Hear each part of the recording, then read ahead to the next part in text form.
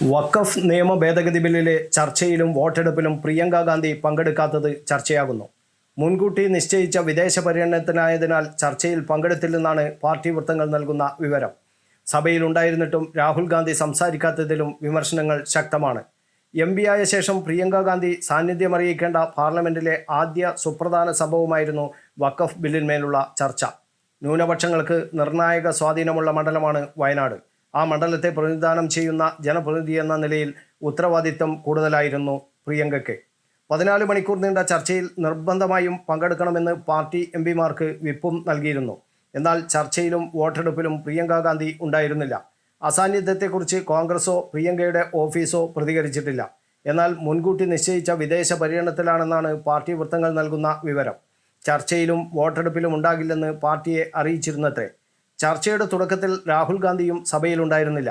പിന്നീട് രാഹുൽ സഭയിലെത്തിയെങ്കിലും ചർച്ചയിൽ സംസാരിച്ചില്ല. പ്രതിപക്ഷ നേതാവ് എന്ന പദവിയിലിരിക്കുമ്പോൾ രാഹുൽ സംസാരിക്കേണ്ടതായിരുന്നുവെന്ന അഭിപ്രായം പാർട്ടിയിലും ഇന്ത്യ സഖ്യത്തിലുമുണ്ട്.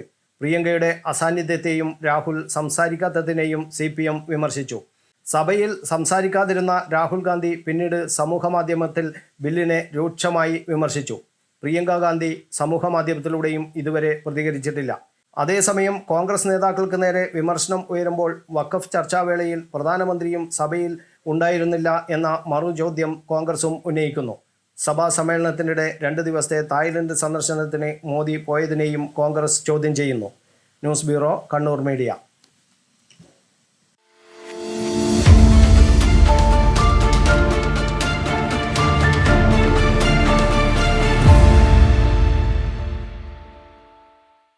ശരി, പറയും എന്താ ഇങ്ങനെ പ്ലാൻ? കിച്ചൺ വർക്സും ഇന്റീരിയർ വർക്സും നമുക്ക് നല്ലൊരു ടീമിനെ ഏൽപ്പിക്കണം. പിന്നെ ഫർണിച്ചർ സുനിതയിൽ എടുക്കാം.